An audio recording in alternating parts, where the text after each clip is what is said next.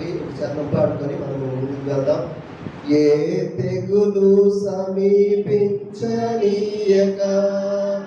ఏ కీడైనా దరి చేరనీయక, ఆపదలన్నీ తొలగే వరకు, ఆత్మలో నెమ్మది కలిగే వరకు, ఏ తెగులు సమీపించనీయక, ఏ కీడైనా దరి చేరనీయక, ఆపదలన్నీ తొలగే వరకు, ఆత్మలో నెమ్మది కలిగే వరకు, నా భారము మోసి బాసటగా నిలచి ఆదరించింది.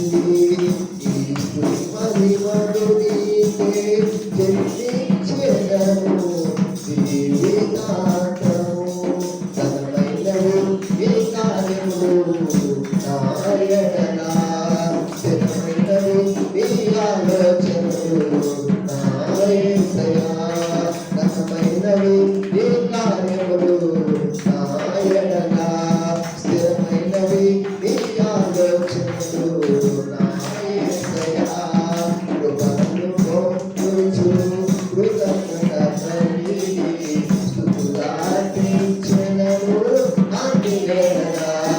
కృపను పొందుచు కృతజ్ఞతలీ స్తుతులార్పించెదను అన్ని వేళ. అరుణులలోని అనుగ్రహమే ఆయుష్కాలమోని మహిమే. అరుణులలోని అనుగ్రహమే ఆయుష్కాలమోని మహిమే. ఘనమైనవి నీ కార్యములు నా ఎడల, స్థిరమైనవి నీ ఆలోచనలు నా యేసయ్యా. ఘనమైనవి నీ కార్యములు నా ఎడల, స్థిరమైనవి నీ ఆలోచనలు నా యేసయ్యా. హల్లెలూయా. ఆయన కార్యాలు మన ఎడల ఎలాంటివంట? ఎలాంటివి? ఘనమైనవి. ఆయన యొక్క కార్యాలు మన యొక్క జీవితంలో ఘనమైనవి. అలాగే ఆయన ఆలోచనలు మన ఎడల స్థిరమైనవిగా ఉంటున్నాడు. కాబట్టి మనం ఏం చేయాలి? ఆయన యొక్క కృపను పొందుచు ఎలా ఉండాలి? కృతజ్ఞత కలిగి మనము జీవించాలని అనుదినము ఆయన ఈ దినము ఆయన మనకు అనుగ్రహించాడంటే ఆయన అనుగ్రహం వల్లే మనం ఈ దినము సజీవుల లెక్కలో ఉన్నాం. కాబట్టి ప్రతి ఒక్కరము మనం ఏం చేస్తా ఉన్నామంటే కృతజ్ఞత కలిగి ఉండాలి. మనం మూలవాక్యం చదువుకొని మనం వాక్య భాగంలోకి వెళ్దాం. తెస్సలోనికీయులకు రాసిన పత్రిక 5వ అధ్యాయము 16వ వచనం.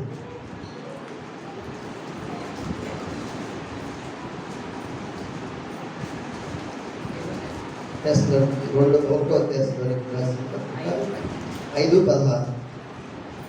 ప్రతి విషయమునందు కృతజ్ఞతలు చెల్లించుడి, ఇలాగ చేయుట యేసుక్రీస్తు విషయంలో దేవుని చిత్తము.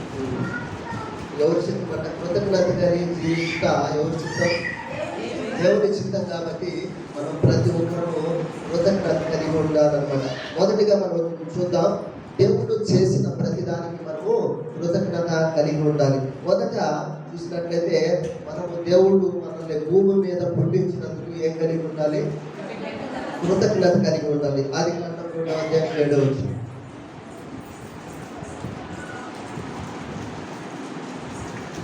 దేవుడైన యెహోవా నేల మట్టితో నరుని నిర్మించి వారి నాసికారంధ్రములలో జీవవాయువు ఊదగా నరుడు జీవాత్మ ఆయను. చూసినట్లయితే దేవుడు ఏం చేశారు? ప్రత్యేకమైన రీతిగా మనల్ని సృష్టించారు. అన్నిటితో పాటు అందరితో పాటు కలిపి సృష్టించడం, అందరిలో ఒకరిగా మనల్ని సృష్టించడం. సృష్టిలో ఒకరిగా మనల్ని దేవుడు సృష్టించలేదు, కానీ దేవుడు ఒక ప్రత్యేకముగా మనల్ని సృష్టించారు. కలిగిన వాటన్నిటినీ ఎలా కలిగింది? నోటి మాటలో దేవుడు మన అన్నింటినీ సృష్టించాడు. కానీ ఒక మనుష్యుడిని మాత్రం దేవుడు నేల మట్టిని తీసుకొని దేవుడు సృష్టించడాన్ని ఇక్కడ గమనిస్తూ ఉన్నాము. దేవుడు మనల్ని చేయడంలో ఒక ప్రత్యేకత ఉంటుందన్నమాట. దేవుడు మన పట్ల ఒక ఉద్దేశాన్ని కలిగి ఉన్నాడు. దేవుడు మన ఎడల ఒక ఉన్నాడు. కాబట్టి దేవుడు ఒక ప్రత్యేకముగా మనల్ని చేస్తున్నాడు అనమాట. భూమి మీద మనం సజీవ లెక్కలో ఉన్నామన్నా, అలాగే భూమి మీద మనం ఆయన సృష్టించి ఉన్నాడన్నా, మనము ప్రత్యేకంగా మనం సృష్టించాడు. కాబట్టి మనం ఆయనకి ఎలా ఉండాలి? కృతజ్ఞత కలిగి ఉండాలన్నమాట. ఇక్కడ చూసినట్లయితే నేలమట్టితో నరుడు నిర్మించి నాసికారంధ్రంలో జీవవాయువులు బదులుగా నరుడు జీవాత్మ ఆయన. ఇక్కడ ఆయనే స్వరూపంలో చేశాం. ఆయన స్వరూపంలో మనము చేయబడి ఉన్నాము.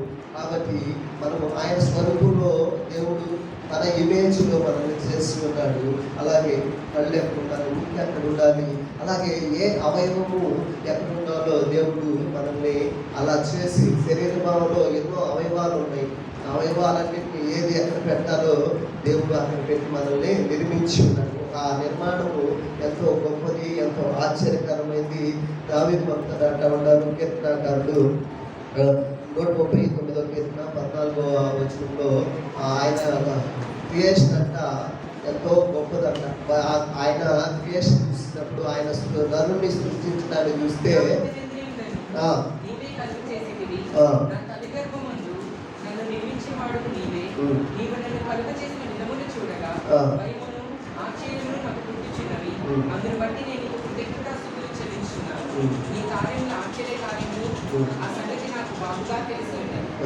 ఇక్కడ చూసినట్లయితే నీవు నన్ను కలుగు చేసిన విధము చూడగా భయము కలుగుతున్నది, ఆశ్చర్యం కలుగుతున్నదని కీర్తనకారుడు చెప్తా ఉన్నాడు. నిజముగా దేవుడు సృష్టించిన విధానం చూస్తే మనకు ఎంతో ఆశ్చర్యం కలిగించింది అనమాట. ఇక్కడ మనము డాక్టర్స్ చూసినప్పుడు ఒక్కొక్క అవయవానికి ఒక్కొక్క డాక్టర్ ఉంటా ఉన్నారు. కానీ దేవుడే ఏం చేశారు? మనంతటిని, మన బాడీ అంతటిని, ఏది ఎక్కడ ఏ అవయవము ఎక్కడ ఉండాలో దేవుడు మనల్ని ఆయన స్వరూపంలో మనకు చెప్పి నిర్మించి ఉన్నాడు. కిడ్నీలు ఒకళ్ళు, లేకపోతే బోన్స్ ఒకళ్ళు, స్కిన్ ఒకళ్ళు, స్కిన్ డాక్టర్స్ వేరు ఉంటారు, అలాగే గుండె డాక్టర్లు వేరు ఉంటారు, అలాగే ఎముకల డాక్టర్లు, అలాగే మెదడు డాక్టర్లు వేరు, నరాల డాక్టర్లు, ఇలా రకరకాలుగా దేనికి సంబంధించిన వారందరూ ఉన్నప్పటికీ అన్నిటికన్నా పరమ డాక్టర్ ఎవరు? దేవుడే మనల్ని సృష్టించారన్నమాట. ఇక్కడ ఎంత చేసినా ఎంత చదివినా వారికి అంతుపట్టిన స్థితిలో ఉంటా ఉంటే కొన్నిసార్లు ఎంత చదివినా కానీ దేవుడి యొక్క నిర్మాణము చూస్తే కీర్తనకారుడు అంటా ఉన్నాడు, ఆయన యొక్క నిర్మాణము ఎలా ఉంది?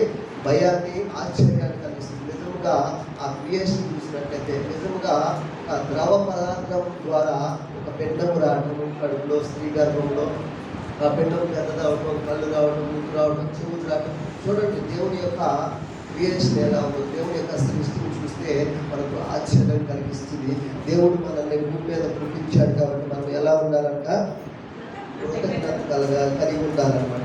రెండవది మనం చూసినట్లయితే ఆకాశం నుండి వర్షం కురిపించినప్పుడు ఆయనకి ఎలా ఉండాలంట? కృతజ్ఞత కలిగి ఉండాలంట. మత్తయి సువార్త 5వ అధ్యాయం 45వ వచనం. ఆయన చెడ్డవారి మీదను మంచివారి మీదను తన సూర్యుని ఉదయింపచేసి నీతిమంతుల మీదను అనీతిమంతుల మీదను వర్షము కురిపించుచున్నాడు. ఆయనంట అందరి మీద, వాళ్ళు చెడ్డవారు అవ్వచ్చు, మంచివారు అవ్వచ్చు, నీతిమంతులు అవ్వచ్చు, అనీతిమంతులు అవ్వచ్చు, ప్రతి ఒక్కరి మీద దేవుడు ఏం చేస్తా ఉన్నారు? వర్షాన్ని కురిపిస్తా ఉన్నారు అనమాట. వర్షం లేకపోతే మానవుని యొక్క మనుగడ ఈ లోకంలో సాగదనమాట. ఎందుకంటే వాటర్ లేకపోతే ఏమవుతూ ఉంటుంది? నీళ్ళు లేకపోతే ఏమైపోయింది? నీళ్ళు లేకపోయినా ఒక పూట బతుకుతాం, కానీ నీళ్ళు లేకపోతే ఏమైంది? చాలా కష్టతరం అనమాట. కానీ ఈ వర్షము మన యొక్క పంట పొలాలు పండాలన్నా, మన యొక్క జీవితానికి వాడుకోవాలన్నా ఎన్నో నీటి అవసరం ఎంతో ఉన్నది. కాబట్టి దేవుడు ఆకాశం నుంచి మనకి ఏం కురిపిస్తూ ఉన్నారు? నీటిని కురిపిస్తూ ఉన్నారు. ఆ నీటి ద్వారా భూగర్భ జలాలు నిండి మనం బోర్లు వేసినా కానీ వేసినా కానీ ఏమవుతా ఉంది? ఆ బోర్లో నీళ్లు రావడం జరుగుతూ ఉందన్నమాట. వర్షం ఎంతో అవసరమై ఉన్నది. కాబట్టి దేవుడు ఏం చేస్తూ ఉన్నారు? ఆకాశం నుంచి మనకి మన యొక్క అవసరత నిమిత్తము వర్షాన్ని కురిపిస్తూ ఉన్నారు. అందుని బట్టి దేవుడికి కృతజ్ఞత కలిగి ఉంటారు. మూడవదిగా మనం చూసినట్లయితే మత్తయి సువార్త 6:25-26 వచనాలు గమనించినట్లయితే దేవుడు అక్కడ అంటా ఉన్నారు, ఆహారం ఇస్తున్నాడట, నీటిని ఇస్తున్నాడట, వస్త్రాన్ని మనకి మనకి ఇస్తా ఉన్నాడు అనమాట. ఎంతో మంది తినడానికి ఆహారం లేని వారు ఉన్నారు, కట్టుకోవడానికి వస్త్రం లేని వారు ఉన్నారు, ఉండటానికి ఇల్లు లేని వారు ఉన్నప్పటికీ దేవుడు ఏం చేస్తా ఉన్నారు? ఉండటానికి ఇల్లు, అలాగే తినడానికి తిండి, కట్టుకోవడానికి బట్టలు ఇచ్చి దేవుడు ఏం చేస్తా ఉన్నారు? మనల్ని తృప్తిపరుస్తూ ఉన్నాడు అనమాట. మన యొక్క అవసరతను దేవుడు తీరుస్తూ ఉన్నాడు. దాన్ని బట్టి కూడా మనం ఏమి కలిగి ఉండాలి? కృతజ్ఞత కలిగి ఉండాలన్నమాట. ఆహారం నిమిత్తము, అలాగే నీటి నిమిత్తము, వస్త్రము నిమిత్తము, మనకి ఇచ్చిన ఇంటి నిమిత్తము కూడా దేవుడిని బట్టి కృతజ్ఞత కలిగి ఉండాలన్నమాట. ఎంతో మంది లేక ఏమైపోతా ఉన్నారు? నిస్సహాయ స్థితిలో ఉన్నారు. దైనికమైన స్థితిలో ఉన్నప్పటికీ దేవుడు అలా మనల్ని ఉంచగా అన్నీ కలిగి ఉండడానికి గల కృపను దేవుడు మనకి ఇచ్చినందుకు కృతజ్ఞత కలిగి ఉండాలన్నమాట. నాలుగవదిగా మనం చూసినట్లయితే మనకు ఆయన ఊపిరిని కలిగి ఊపిరిని ఇచ్చాడంట. గాలిని ఇచ్చినందుకు ఆయనకి ఎలా ఉండాలి? ఆదికాండం 2:7 మనం చూసాం కదా. ఆయన జీవాత్మలు అంటే ఊపిరిని మనలో ఏం చేశారు? ఊదాడు. శ్వాస తీసుకోవడానికి దేవుడు ఏం చేస్తారు? కృప చూపిస్తున్నారు అనమాట. గాలి లేకపోతే 2 నిమిషాలు గలుపు చూసుకొని ఉంటే, గాలి పీల్చకపోతే మన స్థితి ఎలా ఉంటుంది? మనలో ఉన్న ఆ ప్రాణము ఏమైపోయింది? ఊపిరి ఏమైపోయింది?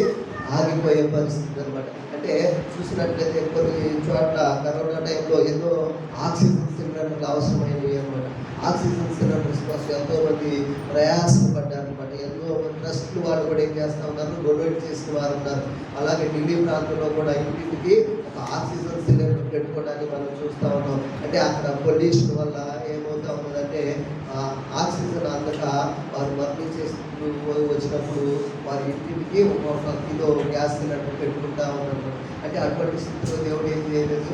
మనల్ని వచ్చినట్టు అంటే స్వేచ్ఛగా గాలిని పీల్చడానికి గల కృపను దేవుడు ఇస్తూ ఉన్నాడు అనమాట. అందుని బట్టి దేవుడికి కృతజ్ఞత కలిగి ఉండాలన్నమాట. పుట్టిన నాటి నుండి ఇప్పటి వరకు ఆ ఆక్సిజన్ సిలిండర్ కనుక వాడినట్లయితే మనము ఎన్ని కోట్లు డబ్బులు అయ్యాయో, ఎన్ని లక్షల డబ్బులు అయ్యాయో.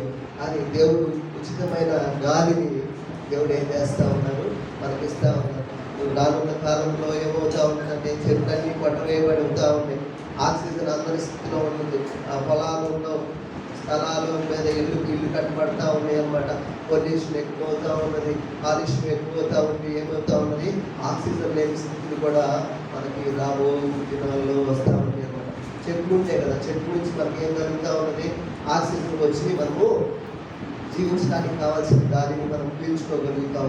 అప్పుడు మనం ఏం పొందుతాం? మనం జీవించగలుగుతాం. అటువంటి గాలి రానున్న దినాలు ఏమైపోతుంది? కరువైంది అనమాట. ఇంటిలో సిలిండర్లు వాటికి ఏ విధంగా వాడుతున్నామో ఒంటికి కూడా అదే వాడాల్సిన స్థితి వస్తూ ఉంది. అటువంటి దయనీయమైన స్థితి. ఎందుకంటే ఎక్కడ స్థలం లేదు. ఇక్కడ స్థలంలో చెట్టు ఉందా? లేదు. ఎవరికి వారు వారి అవసరత నిమిత్తము చెట్లు కొట్టివేయడం, అక్కడ ఇంటిని ఏర్పాటు చేసుకోవడం, ఉండటానికి నివాసస్థానాన్ని ఏర్పాటు చేసుకుంటారు. కానీ జీవించడానికి కావాల్సిన ఆ గాలిని, కావాల్సిన ఆక్సిజన్ అవసరమైన వాటిని ఏం చేయలేకపోతున్నారు? చేయలేకపోతున్నారు. ఉండటానికి కావాలి, కట్టుకోవడానికి, ఇంటి కట్టుకోవడానికి స్థలం కావాలని ఆ స్థలంలో ఉండే చెట్లు కూడా ఏం చేస్తున్నారు? తీసివేసే పరిస్థితులు. అనేక పొలాలు ఏమైపోతున్నాయి? ప్లాట్లు అయిపోతున్నాయి. ఇల్లు కట్టబడతా ఉన్నాయి. పొలాల స్థలాలుగా మారి ఇల్లు కట్టబడతా ఉన్నాయి అన్నమాట. అక్కడ ఆక్సిజన్ అనేది రానున్న దినాలు ఏమైంది? కరువయ్యే పరిస్థితులు వస్తూ ఉన్నాయి. ఆయన మనకి గాలిని ఇచ్చినందుకు ఏం చేయాలంటే ఆయననే కృతజ్ఞత కలిగి ఉండాలి అని మనం కృతజ్ఞత కలిగి ఉండాలి. ఐదవది మాటగా మనం చూసినట్లయితే మన అపోస్తలుల కార్యం 17:25 చూసినట్లయితే 2 కొరింథీ 8:9 చూసినట్లయితే ఆయన మన పాపాన్ని తొలగించేయించారంట. ఆత్మ సంబంధమైన జీవితాన్ని మనకి దేవుడు ఇచ్చాడు. ఆయన పనిలో అక్కడ వాక్యంలో ఏమంటా ఉంటుందంటే ఆయన దరిద్రుడిగా ఈ లోకానికి వచ్చారంట. ఆయన ధనవంతుడు అయింది ఈ లోకానికి ఎలా వచ్చారు? దరిద్రుడిగా వచ్చారు. దేని కొరకు వచ్చారు? మన పాపాల నిమిత్తము, అపరాధాల నిమిత్తము, మన శాపాన్ని తొలగించడానికి, పాపాన్ని కడిగి వేయడానికి ఈ భూమికి ధనవంతుడు అయింది. ఆ యొక్క మహిమ సింహాసనాన్ని దేవుడు వీడి దరిద్రుల పైన మన కొరకు ఆయన వచ్చారనమాట. మన పాపాలను తొలగించి ఆత్మ సంబంధమైన జీవితాన్ని ఇవ్వడానికి వచ్చి ఉన్నాడు. కాబట్టి మనము ఆయనకి ఏం కలిగి ఉండాలి? కృతజ్ఞత కలిగి ఉండాలన్నమాట. మొదట మనం ఈ 5 మాటలు రాత్రి కాలం ముందు జ్ఞాపకం చేసుకున్నాం. ఏ విషయాలంటే దేవుడు చేసిన దానికి ఏం కలిగి ఉండాలి? కృతజ్ఞత కలిగి ఉండాలి. చేసిన దానికి అంటే గతించిపోయింది కొంతకాలం, దానికి మనము ఏ విషయాల్లో కలిగి ఉండాలి? మనల్ని భూమి మీద పుట్టించినందుకంట, అలాగే ఆకాశం నుండి వర్షం కురిపించినందుకంట, అలాగే ఆహారమును, నీటిని, వస్త్రమును దేవుడు మనకి ఇచ్చినందుకు, అలాగే మనకు దేవుడు ఊపిరి అంటే గాలిని ఇస్తా ఉన్నాడు. దాన్ని బట్టి దేవుడు ఏం చేయాలి? కృతజ్ఞత కలిగి ఉండాలి. అలాగే మన పాపాన్ని తొలగించి ఆత్మ సంబంధమైన జీవితాన్ని దేవుడు ఇచ్చాడు. ఈ లోకంలో ఎంతో మంది ఉన్నప్పటికీ దేవుడు మనల్ని ఎన్నుకున్నాడు, మనల్ని ఏర్పరచుకొని ఈ చిన్న గుంపుగా ఇక్కడ మనల్ని దేవుడు చేర్చారు అనమాట. దాన్ని బట్టి దేవుడికి కృతజ్ఞత కలిగి